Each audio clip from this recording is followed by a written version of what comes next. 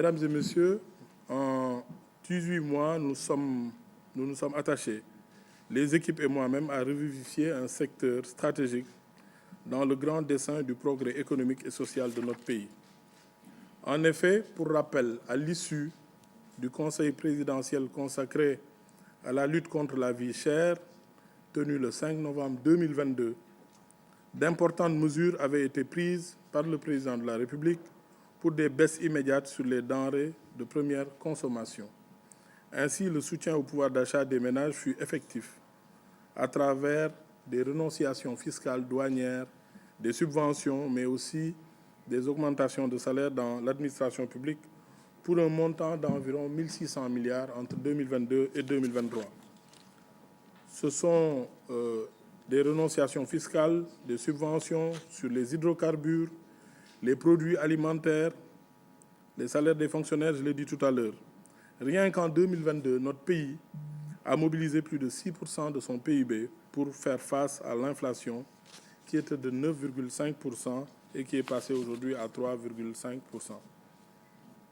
Par ailleurs, avant la crise internationale liée à la Covid-19 et au conflit russo-ukrainien, l'essentiel des prix des denrées avait été maîtrisé sur les 8 années précédentes entre 2012 et 2020.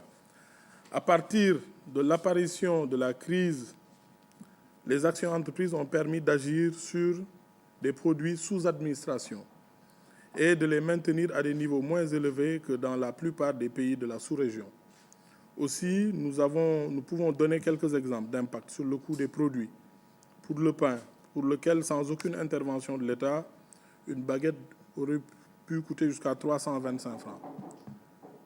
Elle coûte 175 francs parce que l'État a mis des subventions de l'ordre de 60 milliards pour l'année 2022 et 2023. En réalité, le prix réel du sac de farine aurait dû coûter 29 200, mais il a coûté 19 200 durant toute cette période parce que l'État du Sénégal a mis des subventions, a renoncé à des droits de douane et à la TVA. Donc, sur le riz brisé ordinaire, même chose.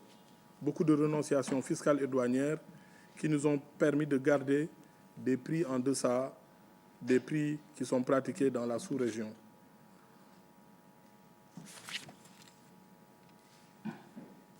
Les hydrocarbures, même chose. Lorsque vous payez le gasoil à une époque à 755, c'est parce que l'État a pris en charge 200 ou 300 francs. Lorsque vous achetez une bonbonne de gaz à 2885, c'est parce que l'État, souvent, a mis 1115 francs par bonbonne de gaz de 6 kilos.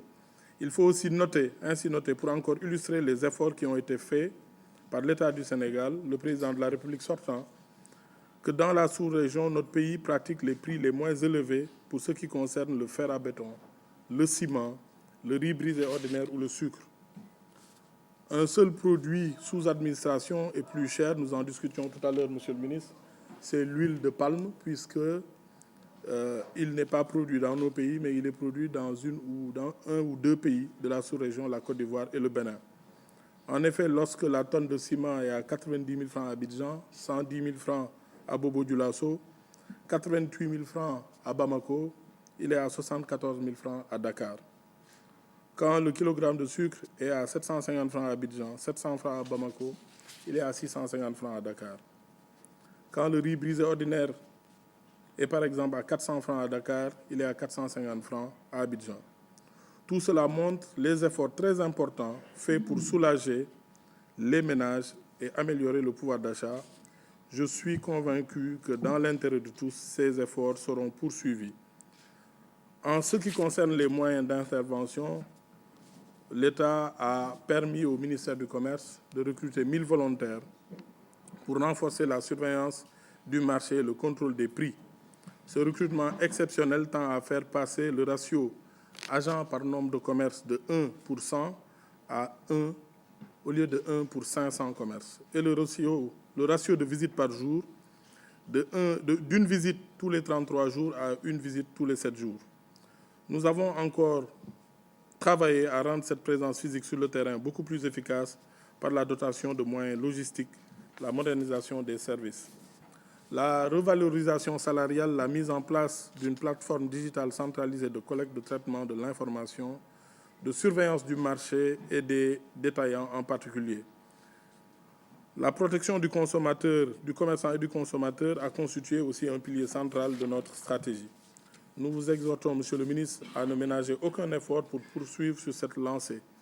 Il en va de même pour la poursuite de la stratégie de production et de consommer local qui vous tient à cœur, qui nous a valu aussi beaucoup de satisfaction, notamment en ce qui concerne les produits horticoles.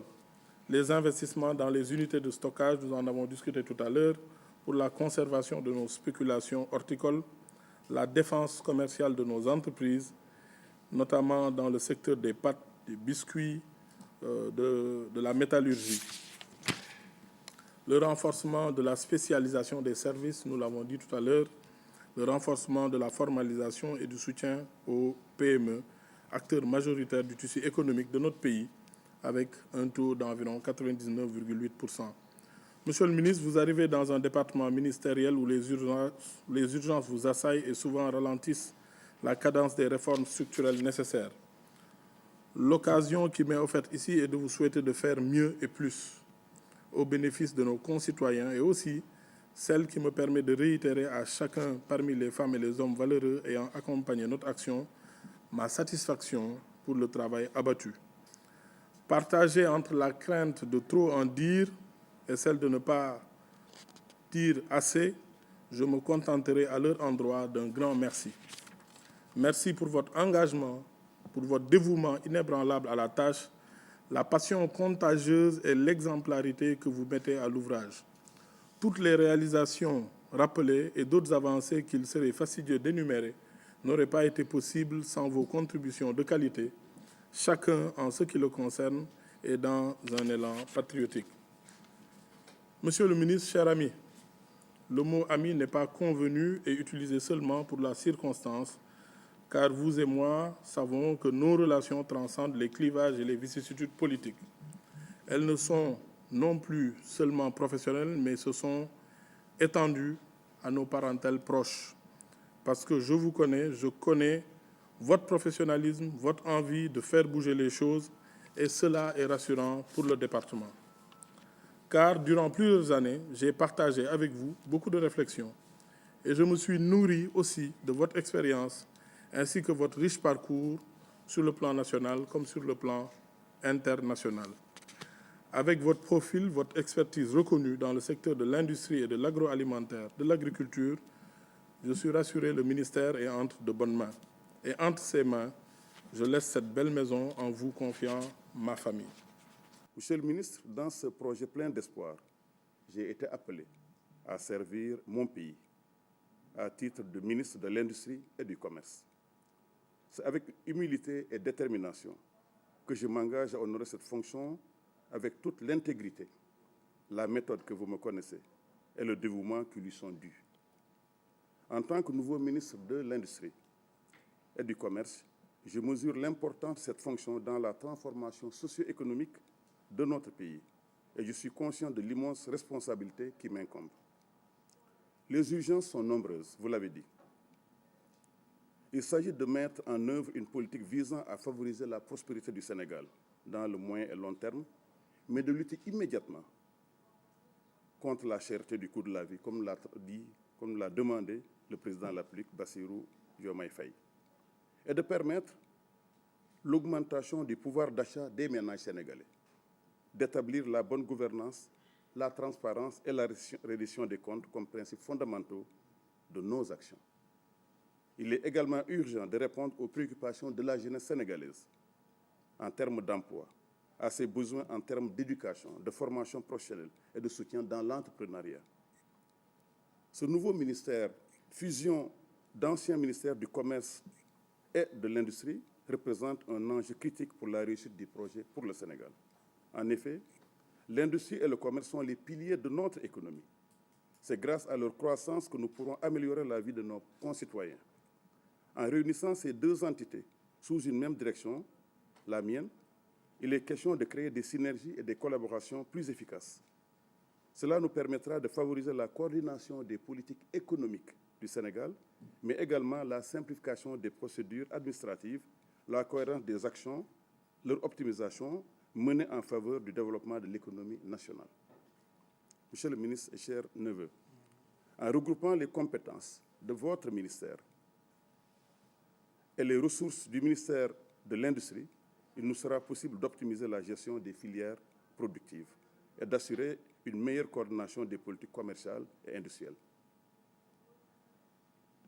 Il faut favoriser une approche globale et intégrée pour soutenir la compétitivité des entreprises locales. En effet, nous pensons que l'essentiel de l'augmentation des prix est dû tout simplement à une sous-production, à une sous-productivité, aussi bien de nos secteurs industriels que de nos secteurs agricoles. L'ambition est de favoriser les synergies maintenant entre les différents secteurs d'activité, promouvoir la diversification de notre économie, qui est trop tournée vers l'importation. Cela nous permettra de réduire la dépendance aux importations, de stimuler la production locale par des subventions, de créer des emplois durables pour la population sénégalaise. Notre objectif est de réaliser une véritable révolution industrielle, du nord au sud et de l'est en ouest, sur l'ensemble des 46 départements du Sénégal, afin d'exploiter pleinement les potentiels de la nation et de ne plus dépendre des pays étrangers. En effet, notre pays est riche. Chaque département du Sénégal regorge de ressources qui peuvent être transformées, d'abord sur le plan agroalimentaire, valorisées grâce à l'industrialisation, et cette même industrialisation qui répondra finalement à nos besoins d'abord d'indépendance, mais à nos besoins d'emploi et à notre fierté nationale. C'est dans ce cadre que notre plan d'action, comme on l'a discuté tout à l'heure, Monsieur le ministre, sera pour le développement d'abord de l'industrie sénégalaise. Nous adopterons une méthode de travail basée sur 4 principes à l'endroit de mes collaborateurs, DG et membres du cabinet. Le premier principe, c'est l'écoute. Il nous faudra dans un premier temps effectuer un état complet des lieux.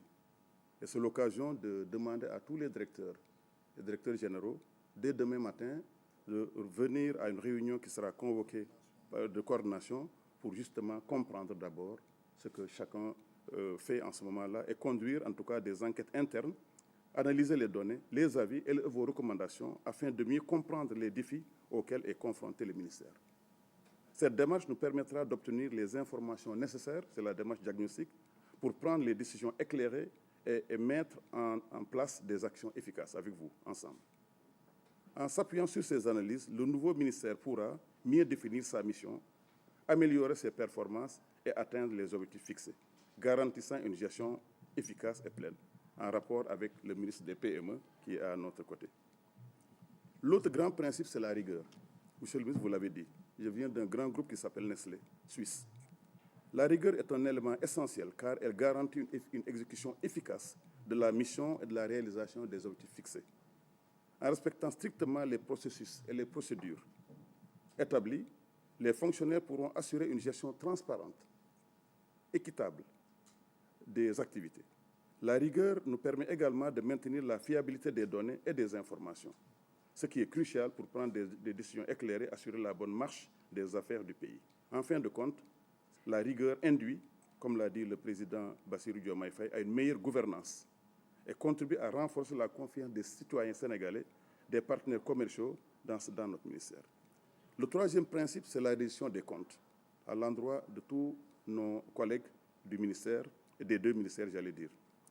La reddition des comptes est essentielle pour assurer la transparence et la responsabilité dans l'exécution de la mission, comme l'a dit le président Bassirou Diomaye Faye. Les responsables devront justifier de leur action et présenter des résultats afin de garantir que les ressources publiques qui ont été mises à notre disposition sont utilisées de manière efficace et efficiente pour l'unique intérêt du peuple sénégalais. Cela favorise également une culture de performance et d'amélioration continue, aidant le ministère à atteindre ses objectifs fixés par le chef de l'État et à répondre aux attentes des Sénégalais. En fin de compte, la réduction des comptes est un outil juste crucial pour renforcer la confiance du public dans les ministères et dans le gouvernement dans son ensemble. Et enfin, le travail en équipe. Travailler en équipe avec les services d'abord du gouvernement. Travailler en équipe avec le ministère de l'Agriculture. Travailler en équipe avec le ministère du Commerce. Il nous faudra unir toutes les forces vives de la nation, de ce pays, afin de déployer une stratégie qui répondra aux besoins de tous les Sénégalais. Créer des emplois, lutter contre la vie chère, favoriser la production industrielle du pays, je l'ai dit tout à l'heure, à l'instar de ce que nous avons fait à Sandiara, 17 usines dans la zone industrielle. Il faut favoriser donc la production nationale industrielle pour mieux protéger le consommateur en réalité. C'est pour ça que je lance un appel à toutes les forces vives de ce ministère, à toutes les structures qui y sont affiliées, mais également aux entrepreneurs qui sont là présents aujourd'hui, aux commerçants qui sont nos partenaires, aux industriels sénégalais qui en fait détiennent la solution de l'avenir de la productivité et de la production dans notre pays, aux chercheurs et scientifiques de l'ITEA, je suis moi-même chercheur, qui devront aussi jouer leur rôle dans l'innovation. L'économie n'est-elle pas une résultante de l'innovation? Aux travailleurs de la société civile, pour travailler ensemble à la réalisation de notre vision commune pour le Sénégal que nous partageons tous. Voilà, Monsieur le ministre, les piliers fondamentaux de la méthode de travail que je compte suivre. Ensemble, nous pourrons relever les défis qui se dressent devant nous et construire un avenir meilleur pour les générations futures. C'est sur ces mots que je voulais, Monsieur le ministre, vous remercier pour votre confiance et vous dire finalement que je vous souhaite à vous et à tous vos collègues un avenir radieux. Je souhaite également que cette collaboration puisse continuer. Je vous ai dit que vous serez encore le conseiller du ministre du Commerce et de l'Industrie, comme nous avons travaillé ensemble au cours de ces longues années. Je félicite l'ensemble du département du ministère du Commerce. Comme je l'ai dit tout à l'heure, c'est ma deuxième maison parce que je suis un pur produit du secteur privé au niveau de la Confédération nationale des employeurs du Sénégal. Mais pratiquement, c'est le ministère où j'ai beaucoup plus participé dans mes activités professionnelles pour représenter le secteur privé dans l'ensemble des sous-comités qui existent dans ce ministère. Et ça m'a permis de participer à la contribution des réformes et discussions de tout ce qui tourne autour du commerce, du secteur privé, des PME et PMI. Donc nous sommes très satisfaits de revenir ici. Une occasion pour moi de féliciter le ministre sortant, Abdou Karim Fofana, je l'ai dit tout à l'heure, qui est un ministre qui a beaucoup participé récemment aux questions liées au commerce, à la protection des consommateurs, au PME et au PMI. Monsieur le ministre, vous avez tout notre respect et considération. C'est votre conseil numéro 1 par rapport à notre objectif de développement. Je félicite également le nouveau ministre, M. Diop. Il a rappelé les objectifs du nouveau gouvernement. Une occasion pour nous aussi de remercier le président de la République et le Premier ministre Ousmane Sonko, qui nous a fait confiance de nous dédier ce département aussi stratégique. Parce que quand on parle de développement, le commerce et l'industrie sont liés. Donc, nous les remercions de la confiance et nous avons bon espoir par rapport au département du ministre du Commerce et de l'Industrie, parce que je connais des profils ici présents. Je peux nommer un certain Ansou Sambou et l'ensemble des directeurs techniques à qui, personnellement, j'ai côtoyé au cours de mes travaux du patronat. Et j'ai bon espoir que nous allons réussir cette mission ensemble. Donc, travaillons ensemble, continuons à avoir comme objectif, c'est le Sénégal qui compte, les gens passent, mais les institutions demeurent. Donc nous avons comme objectif de développer notre économie. Et comme j'ai dit tout à l'heure, le problème ne se posera pas. Donc nous allons continuer la collaboration, être à l'écoute des populations, parce que l'attente est énorme. Et ensemble, je pense que nous allons réussir la mission ensemble. Donc merci beaucoup et félicitations à l'ensemble des responsables, directeurs et chefs de bureau du niveau du ministère. Merci.